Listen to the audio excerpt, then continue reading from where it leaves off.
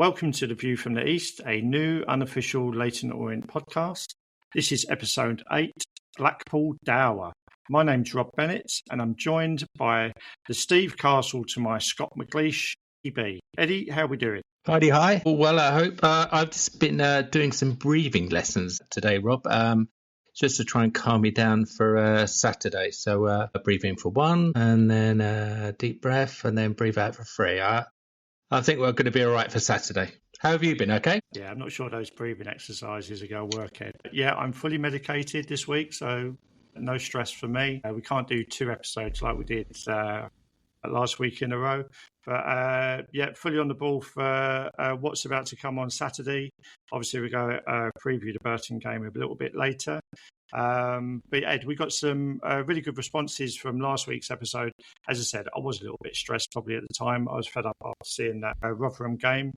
Just a few comments on Spotify that we've got this week. Best pod out there. That's very nice to hear. Thank you very much. Finally, honest fans felt properly represented for a change. Thank you very much again. And finally, great work, chaps. Real supporters saying it how it is. And I promise you, listeners, that's not our mum who's put those on, because I don't think she'd know how to put Spotify on, let alone put a comment. But yeah, thank you for those who took the time. I got a lot on the chest. We're fully aiming towards Saturday now. But Ed, it's nice to get that feedback. And also what I noticed, Terry Howard on the Orient Hour on Wednesday, and also Glenn Wilkie on the Orient Live programme before kick-off on Saturday. Sort of said much the same as we do in terms of passion of players, energy, that sort of stuff, but maybe said it in a more professional, media-savvy way than what us two clowns would do. Yeah, definitely. I listened to both of them, and it was quite refreshing, actually, to listen to a couple of ex-players not sugarcoat around it and explain in their own way the situation we're in, which I just thought it was such a relief. It's not just me and you thinking about this. It is other people out there, and realise that, we've got 1 game to go. We've got to win, yeah? Ignore what's gone past. We've got 1 game to go, and let's just crack on. But we can't ignore what a terrible season it has been, but we can worry about that, hopefully, after Saturday. Yeah, definitely. Ed, on the menu this week, we've really only got maybe, should we call it 2.5 items? Blackpool away defeat. And also we'll preview the Burton game coming up on Saturday, and also just a quick talk like we did last week about the atmosphere. Not only we can generate, but the club can do stuff as well, just to get us all involved. It's literally going to take every single one of us, whether you're in the ground, supported from home, this, that and the other, just to get that good feel going, ready for what is. I don't want to use a cliche cup final. I promised myself I wouldn't say cup final, Ed, because we always lose in finals. But it's huge, isn't it, coming up? I would say this game's bigger than the Charlton game at Wembley, because no one wants to be in League Two, do we? Apparently, we're a championship-ready club with the new ground starting. We've got a championship-ready squad. Apparently, a championship-ready training ground coming up. We can't be playing in League Two.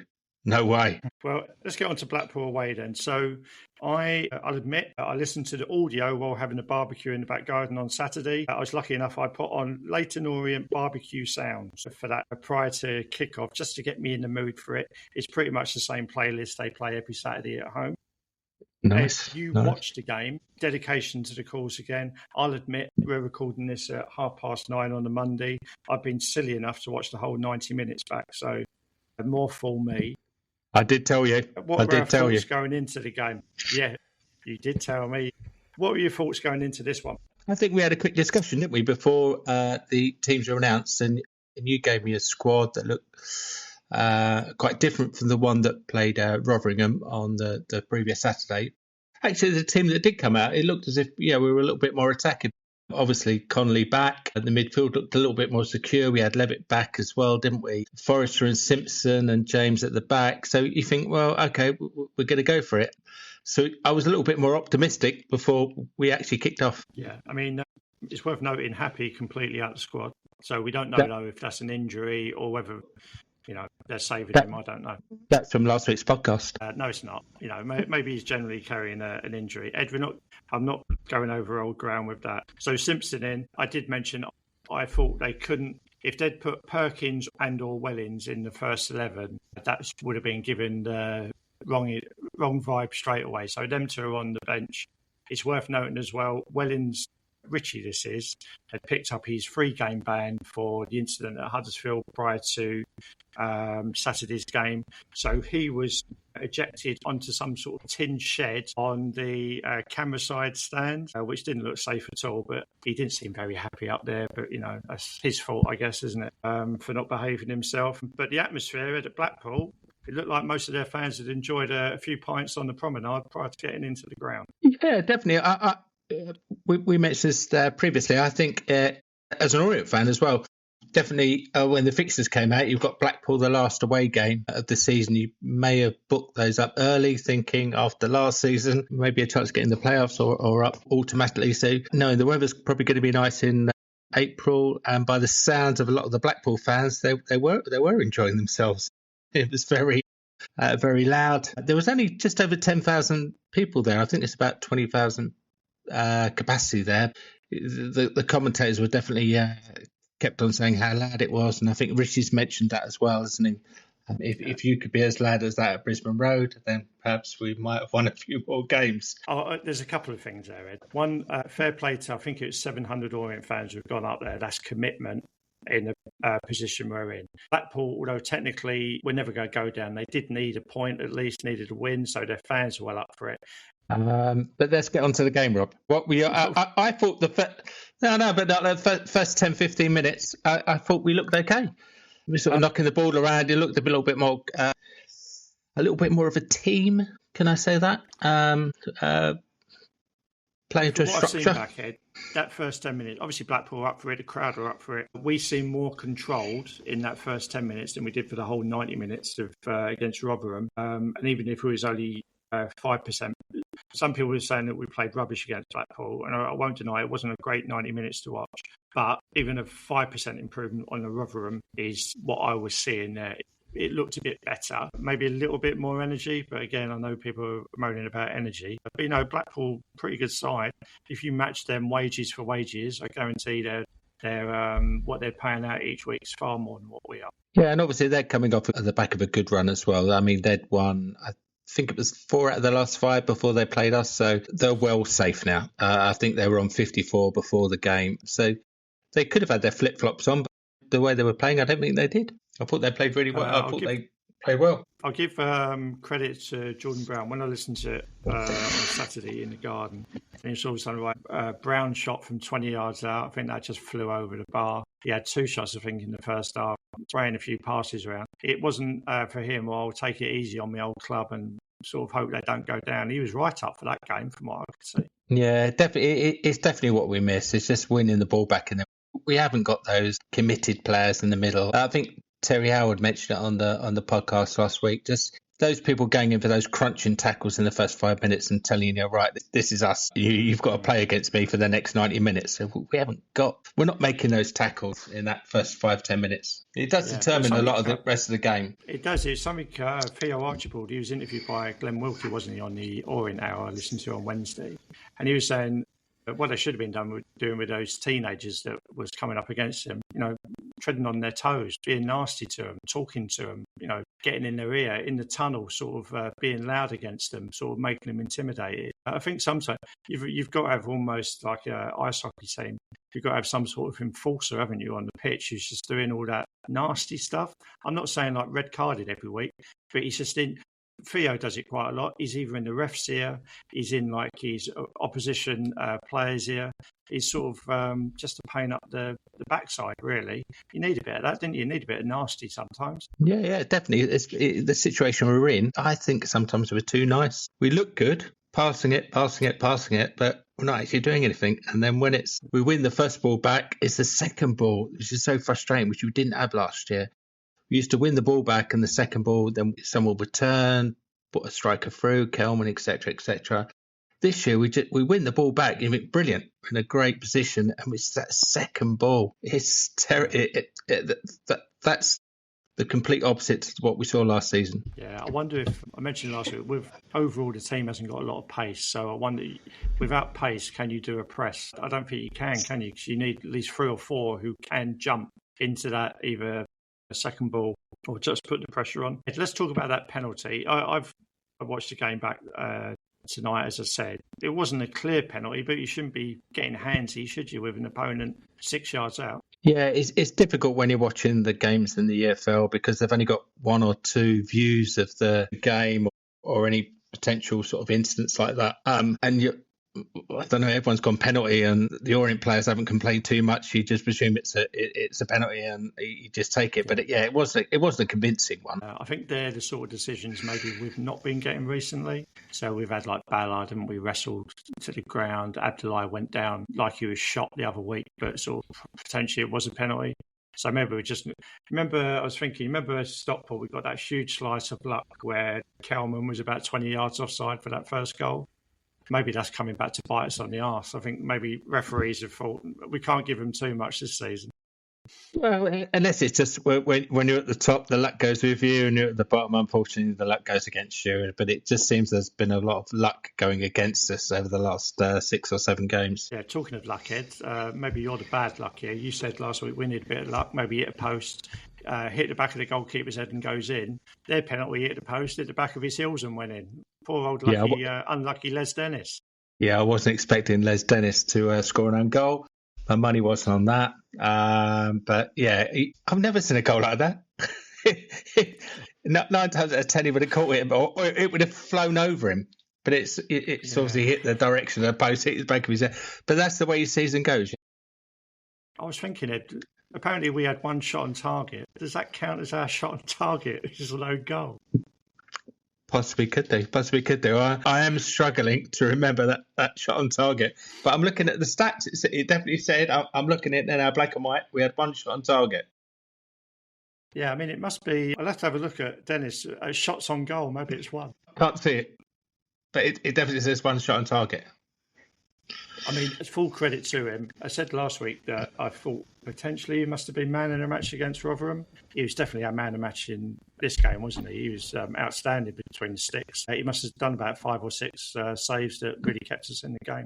Look, thank goodness we've had him over the last 2 or 3 months. I know he missed a couple of games through injury, but when we did get that good run together, you just thought, okay, thank goodness, a decent goalkeeper after about 6 months into the season. I don't know. I suppose a lot depends on what happens on Saturday. If we do stay up, then we've got to, not alone, we need to get rid of a couple of the rubbish players and save that money and put it towards getting a decent goalkeeper.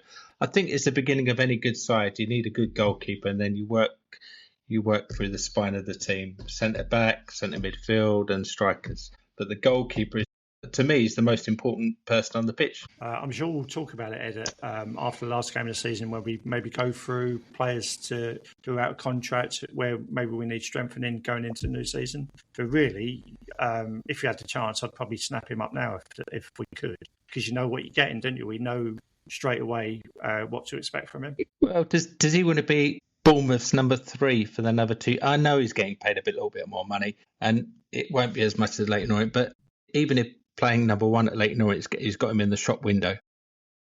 Yeah. Similar to sort of like perhaps Ballard, I use an example. You got more eyeballs on you than playing against Crystal Palace's 3rd team in the Premier League too. Definitely. They had a majority, didn't they, of that first half. One thing I noticed, and I'd heard it on Matt Hiscott's commentary as well. I know Livitt was back for his first start in ages.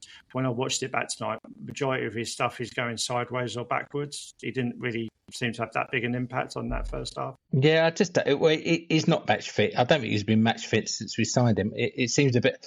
I think there is a good player there, but he's not up to the. I don't know what the difference is, but Scottish Premiership and going down to League One as we are near the bottom as well. Perhaps if you're higher up in the league, perhaps some of his passes, he could be like a Donnelly.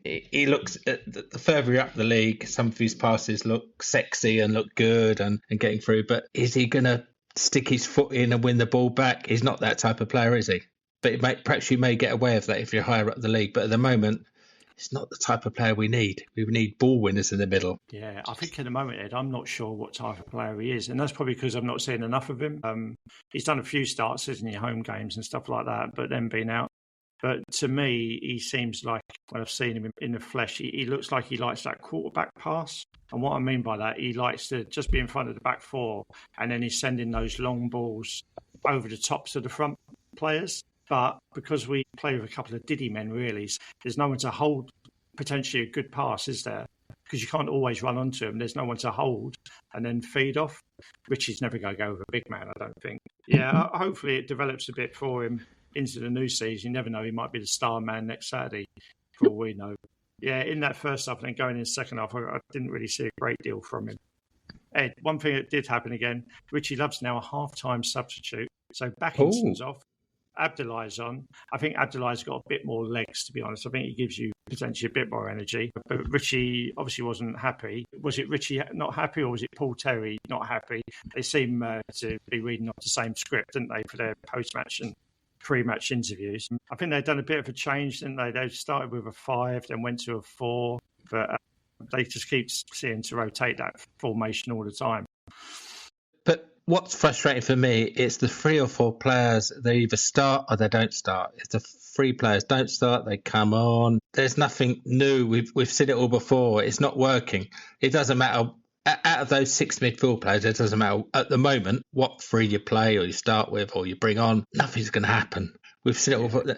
Yeah, so you could bring on Abdullah. All right, Prosty's got a little bit more. Yeah, I suppose it's like the Rotherham game. At least when you brought Connolly on, potentially he's like a difference maker. You probably put more money on him, maybe making a chance of scoring than the others that you've just mentioned.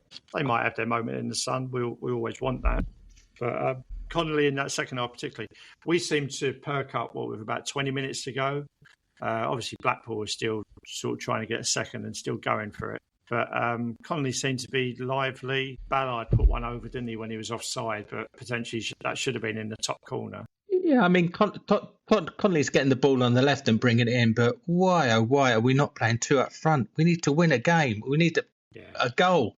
Why are we not playing them both up front or moving one of the midfielders up front just to play 2 up front, just so someone to knock the ball down for Ballard, to give Ballard a bit of a chance? But surely we can't go into the last game and just play 1 up front.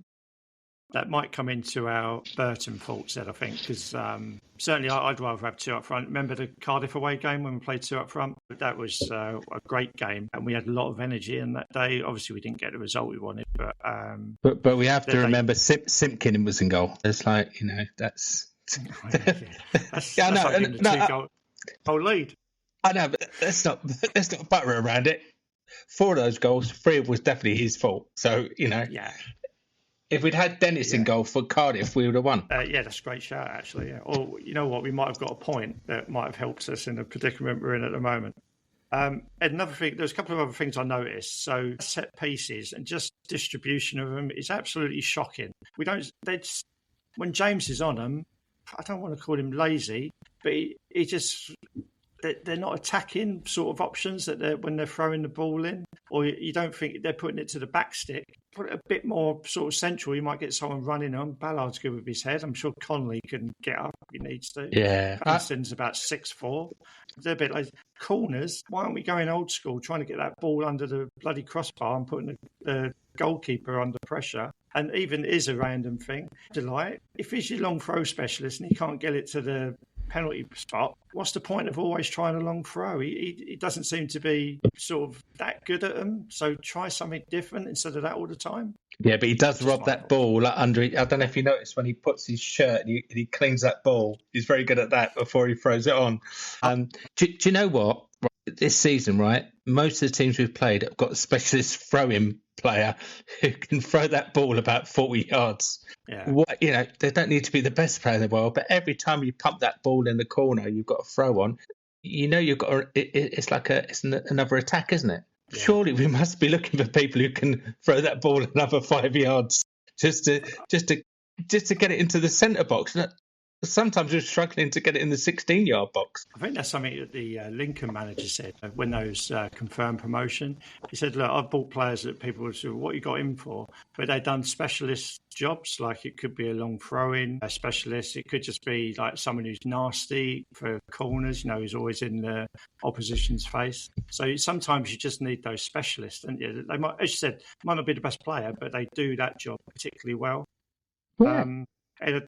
I don't know about you, also just when I watched it back, really, I thought they put sort of constant pressure on Blackpool in that last 6 minutes. Once the extra time ball went up, then they seemed to be really going for it. Sort of, they could have been doing that for maybe 20 minutes, half hour, 90 minutes really, but they just seemed to put it into the 6 minutes, panicking maybe to get a chance. Well, no one wanted it to go down to the last game, did they? So they're probably thinking, "Okay, now there's only 6 minutes to go. Even if they got a point, we would have been pretty much safe." It's probably, but then you're bringing substitutes on, like I think Perkins came on at why Perkins came on at 89 minutes, but he did. So Perkins came on at 89 minutes. So we're changing the format of the team around again. We just, I don't know. It's a panic that comes in. We're playing it safe. Realise there's only 10 minutes to go. Bloody hell, need to score. 1-0 loss. We've done ourselves no favours. Wimbledon have got a great result away to Wigan. 1-0 away. Exeter have managed to scrape a draw. We're right in it at this point, aren't we?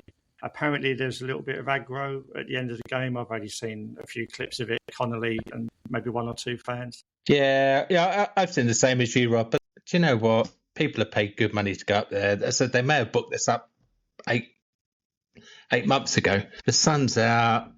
You know, let's be fair, they've probably been up there for the weekend. They're paying good money to watch these players. You know, I'm never encouraging anyone to slag anyone off like that, but you know, you can't stop it. That's always happened. It's going to happen. The worst thing you can do is retaliate. You just don't do that. It's difficult, isn't it? But listen, I think, well, this Connolly's got a bit about him. You know what I mean? He's got that passion in him. But yeah, you're right. It's got to be used in the right way, hasn't it? That energy. Ed, you made a great point last week, and we said it as a joke. If Newcastle pump you 5-0 away, and you're like a Southampton fan who's travelled up there, then sometimes they reimburse you, don't they? Your travel money, or you get your ticket money back. Yeah, definitely. Surely, Orient will know the Orient fans who have gone up there based on ticket sales, etc., through membership, whatever. Surely they should be offering maybe like 20 quid in the old O's cash or something like that as a thank you and sorry for wasting your weekend. I'll give you a free programme. Perhaps I want it. But yeah, right. There should be somewhere if we compensate those fans who've gone all the way up there. Look, to be fair, right, I didn't think we was going to get a result up there because Blackpool were on a good run. We still know that we have Burton away. I'd like to think they were giving 100%. Do you reckon they were really, or do you think they keep? If you wasn't fully fit, you're going to keep yourself fit for the last home game. I don't know. But no. It is frustrating. But there should be some sort of way of saying like, right, I really appreciate you guys going up there. There you go. Here's a £10 cash to spend in the club shop or whatever. Yeah, is a pin badge. That'll be it. Brilliant. But yeah, maybe they'll know. Ed, you saying that, saving yourself for the last. Ed, we've had about 4 or 5 opportunities to get this done and stay up. You told me weeks ago 51 points was a winner. We'd be staying up. I'm not confident about it at the moment. Could still be, Rob. So I think basically we've just got to beat better Exeter's result. I think Peterborough have got another game on tomorrow, I think it is. But yeah, we just need to better. But Exeter obviously got to play Bradford. Bradford need the points just to confirm themselves in the playoffs. So, you know, look, we've just got to win. What do you do, Rob? What do you do? Well, let's get on to it then, Ed. Let's look at Burton at home. Huge game on Saturday. I'm not going to call it a cup final, as I said. Yeah, destiny is in our own hands, isn't it? Let's look to get a win. Is a nice little stat for you, Ed. We need 3 points, don't we? So we need 3 points from one game. We've managed 3 points from the last 7 games. So something's got to change quite rapidly this week in training, isn't it? To get these players motivated. Yeah, well, as someone said before, we're going to get the same old spiel out from the club saying the team are working really hard. Everyone's working really hard. Everyone's fit. We're really up for it. And, you know, we're going to give it 100%. We need to change the formation. If it was me, I'm not the man, but if it was me, I'd start with 2 up front, try and get an early goal, and then just because we were so used to going 1-0 down, and then we collapse. If you're doing that, we always said we're not Pep, we're not, you know, Simeone. What are you doing then? You're playing like the 3 at the back with the 2 wing backs? I'm going 2 up front, 3 at the back. What? 3 at the back. So then what? You got Morris on the left. You got Morris on the left. Hoping Archibald comes back on the right. He'll be back fit, even if he can play 45 minutes. Right. So you got him. So your back 3, I suppose. Forrester's there. James on the right side of that, then what are you doing? Simpson didn't play that well. What, are you bringing Happy back? I'm not bringing Happy back. So what, are you keeping with Simpson? I trust him more than Happy. Is that wrong? Right, okay. That's my view. All right, then I'd have Happy on the bench because you might need a lump to stick up front near the end. Yeah. Exactly. We need a plan B. We never had a plan B yet. Stick him up front with 20 minutes to go. Yeah. Okay. So up front, Connolly and Ballard, I guess, as your two. I suppose Connolly switches back into a 10 if needed behind him. And then your midfield, I suppose we're wishing on El Miz. That might be some wish. Well, again, if you can get 45 minutes out of him. So who's your other two then? Abdullah and Claire. There you go. Okay. I suppose if you've got El Miz, the other two are... It's a toss-up between all of them, isn't it? You know, if these players are back, then we've got a stronger bench, yeah? But we just need a plan B. Okay. What are you going then? So the message would be, if we were Richie Wellens or Paul Terry, just bloody go for it. Get it done as soon as you can. Well, in an ideal scenario, you'd be 2-0 up after 20 minutes, wouldn't you? I bloody hope so, Ed. I don't want to be 2-0 down after 20 minutes. I know that. We just got to make, we just got to, I'm sure the club's going to bring out loads of stuff over the games leading up to it. We just got to really go for it, haven't we? Do you think they're going to play a different style of play, or do you think that we can't go back to what we've been playing over the last 7 games? It's not working. We just need energy, don't we? So how they do that, I do not know. We always get told, and they're always showing smiley faces of them in training, how it's going so well, this, that and the other. And then it's not necessarily like that when we see it on the Saturday or Tuesday, whatever it may be. I think, as we alluded to last week, do you want to play League Two football? Do you want to continue playing for this club? Because potentially you're going to be leaving, aren't you, if we do go down? Potentially you're going to be leaving if you don't pull your socks up anyway and we stay up. I had a thought as well, Ed. If we go down, it's potentially other people's jobs on the line, isn't it? You always see when clubs go down, redundancies are made in the back office or from wherever. We employ quite a few people from what I can see in terms of specialists this, specialists that. But we can't afford all that, can we, if we're playing League Two? No way. Good luck. Whatever your views are of who runs the club and what have you, over the last 4 or 5 years, our attendances have gone up from 5 to sort of 9, pretty most on a Saturday game anyway. So they've got those 4,000 extra fans coming from somewhere, which is fantastic. Which we've always ever wanted that. Are they going to come back playing? I don't know. Pick a team, Rob. Pick a team who's coming up. I don't know. Rochdale, York. As I said, this is more important than the Charlton game last year. Yeah, I mean, and also let's put it straight. Our crown jewel, who's Don Ballard, if he's playing potentially second division football, the price of selling him's gone down, hasn't it? Yeah, I would have thought so. If everyone keeps saying he's 5 million, he's only going to be 1 million, isn't he? Yeah, let's be realistic, because I think, you need the money. He ain't going to be playing League Two football. Connolly won't be playing League Two football, will he?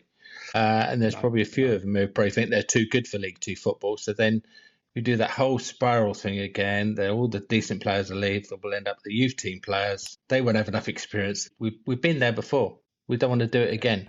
A little bit on Burton now. Up until this season, we hadn't beaten them under Wellens, so we'd gone drawn, lost. Then we pumped them 4-0 at their place in November. I think Abdullah scored that. Yeah. And I said to you earlier, this is the one game of the season now, or one fixture of the season, where we can actually take 6 points off of a team. The only team we can do it against is Burton. It's our last game of the season. We need 3 points. We managed that feat of getting 6 points off teams 7 times last year. Shows you the difference between seasons. Surely we cannot fail to beat Burton Albion on Saturday. Little bit of trivia, Rob. The referee on Saturday is the same referee when Burton played Leyton Orient. What? I'm looking for anything.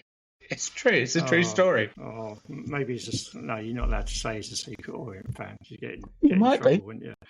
You never know. Ed, let's have a look at. We mentioned build up to the game last week. I think there are things they can do. I'm sure they'll be doing stuff on social media and websites. People have been moaning about it. They don't want to hear the club saying do this, that, and the other. It can't hurt everyone just trying to get involved and doing a bit for themselves. So I've written down a few ideas. You can pitch in if you want. Go on then. We said, well, look. You said the rallying cry of maybe former players. Let's get some Peter Kitchen, let's get Steve Castle, let's get Scott McLeish, let's get Coxey, just doing something, even if it's going into the training ground and talking to the players themselves about what it means to sort of be an Orient player. One player's probably got a chance of being a hero on Saturday if we get it done right, if he's banging the winner and on a 1-0 win. So there's a chance here for sort of someone to make a name for themselves if they've not done it already. So that's my first thought. But the music, I said last week, they've got to get that right. Get that place rocking and pumped up. As I said, from last year, send out your X message, whatever, send us your ideas, this, that, and the other. If not, I told you, you go onto Spotify, you just put in stadium football bangers, UK or US, or everyone, and there's a whole Spotify playlist for it. You don't even have to work on it, it's done for you. Rob, I've been thinking about this. They can connect to my Spotify on Saturday if they want to, and they can use that. If we could just type in stadium bangers, we can get that crowd. We can get that ground pumping before the kickoff. So, and while we're there, we mentioned a few things last week, and I've been reading on social. We told them last week, didn't we? We sort of said Burton are only going to bring about 200 fans max because they're pretty safe, and they've given over a bit of the East Stand now. I think they were selling tickets there today. Yeah, they are. It'll be too late by the time people listen to this. There are still tickets available in that bit you've just mentioned. So I think there looks to be about 200 left. I'm not saying they listen to our podcast, Rob, but they obviously have. Yeah, and they've never done that in any other game. So they're obviously in a weird way. Them going down to the last game has actually helped Leyton Orient because they're going to bring more money in. They're going to have a full house. Yeah. They're selling more tickets. They'll probably open the ground earlier. They've got the fan zone. I'm not saying they wanted to go down to the last game of the season, but it's probably bringing in a little bit more money than they would have done normally. Ed, that's an absolutely terrible conspiracy theory, and probably the reason why Mr. Travis or Mr. Devlin won't come onto our podcast in the future. But, if they are coining in, fill your boots. Music-wise, just get that right. Oh, I've got a list for you. Give me a list. What you got? So far, Kasabian, Clubfoot, Eminem, nice. Till I Collapse, House of Pain, Jump Around, White Stripes, Seven Nation Army, Thunderstruck, AC/DC, The Prodigy, Omen. And here's one for you, just to get the crowd singing. We all love singing it at Box Park. Neil Diamond, Sweet Caroline, get that going. It doesn't hurt, does it? It doesn't hurt. We've got a great DJ, he's got a great sound system, get it going. Ed, and also this would be in my dream scenario. I love an air raid siren now. Everton do it, Lincoln do it. Right, so you've done the Clash, right? London Calling, all that's done. As soon as that's done, you get cranking that air raid siren for a couple of minutes or a minute, whatever it may be. Then you go into Taxi. I don't particularly want to hear Taxi, but what you want to do, get the Burton players and the Burton staff thinking, this isn't the Leyton Orient we know. Sort of the crowd are up for it, this, that and the others. North Stand and South Stand. I've hardly heard the drums this year. Where are the drums? They were sort of tapping away on against Rotherham, but you couldn't hear them. So get someone who's got enough strength to actually bang that drum for 90 minutes. Get them going. Get those, what they call tifos. The spirit of Man City. Well, do you remember that tifo? Do you remember that tifo we had at Stockport playoff game? I've never seen it since. Yep. So someone must have it in their bedroom, mustn't they? Someone must have it in their bedroom somewhere. Yeah, they must do. But there's still time.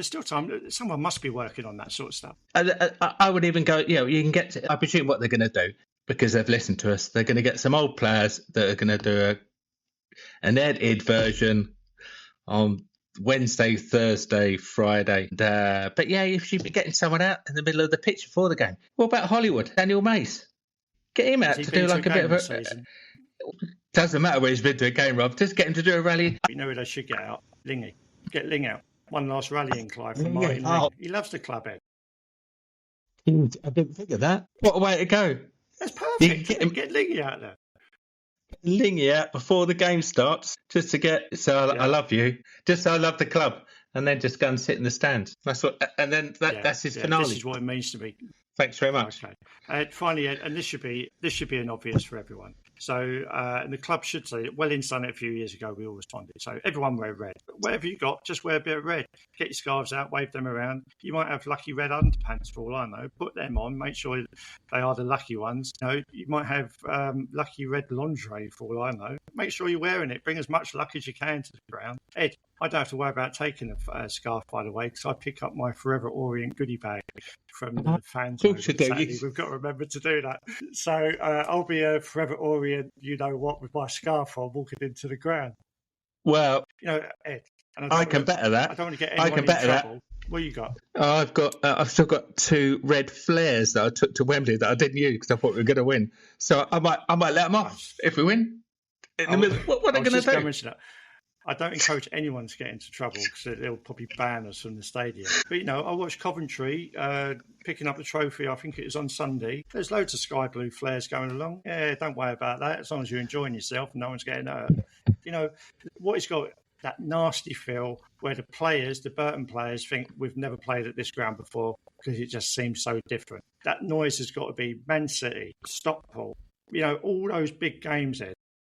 Got to just create that atmosphere, even if sort of it means we score a last-minute winner, or it is Les Dennis who comes up and bangs one in from 25 yards, or it's Sonny Perkins, for that matter, who scores one sort of like Yosimar in the 1986 World Cup when he banged one in from about 40 yards. You know it's going to happen. We're all there, aren't we, to push them? Yeah, I'll put money on that. Yeah, definitely, and even half-time as well. Like you said, don't go old school. Play us like some songs from 1984. Just keep on going. If we're winning 1-0 at half time, just keep the pressure up during the half time as well. Yeah, and if we are winning, I don't know, 1 or 2-0 at half time, then whack on Sweet Caroline again, and sort of we'll sing along to that.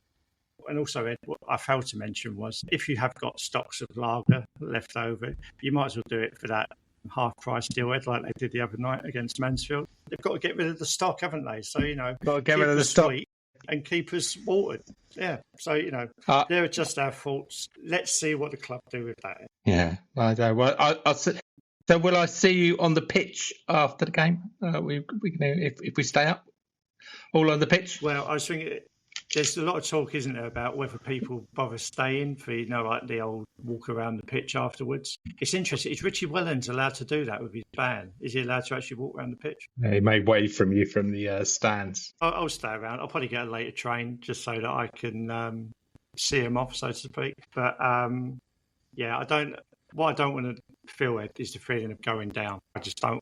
I can't stand that train journey home, and I certainly don't look forward to our next podcast should we go down, because that's going to be a right downer in itself. Look, we've given all the animation to sort of like get this the crowd pumping before the game and during the game. So one win, that's all we need. One goal, one lucky goal.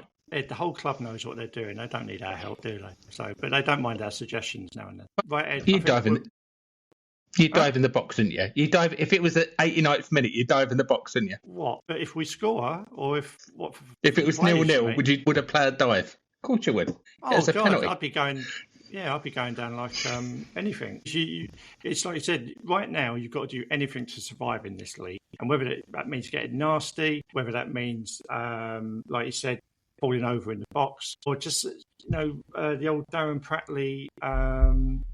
Shithousery that he used to get away with in terms of slowing down play or getting decisions from the ref. You need some of that. That's what we need, a bit of nous. In some ways, I'll take a 1-0, but in other, I had a dream last night we won 5-0. Oh, blimey, okay. All right. So you're right. Which one to put money on, but Ed, okay. Even if we meet somewhere in the middle, 3-0, then maybe that will be the case. So will I see you in League One next season? I bloody hope so, because it's a good league. We've got, who's coming up? Bromley? Milton a Keynes, big looks like good team. Yeah, Cambridge. I'm thinking of all good the derbies, really. Leicester coming down with a minus points start, and Sheffield Wednesday coming down with a minus points start. So it's going to be not the greatest league ever potentially, but a chance maybe to do better than what we have this year. Fingers crossed. Yeah. Anyway, we'll leave it there, Ed. We've again gone slightly longer than our allocated time that we said. Rallying cry to everyone. Let's just hope we get the result we need. If the players put in as much energy and effort as we do in supporting this club, then we should be okay. I don't even want to say we need them to give 110%. They should be doing that as a a matter of fact. But let's just hope we get the result we need. A safe journey to the ground as ever. Hopefully we get those half-price pints that I've just requested, and we just end up having a really good day and a lot less pressure on our shoulders. Take care, everyone, and up the O's. Come on, you.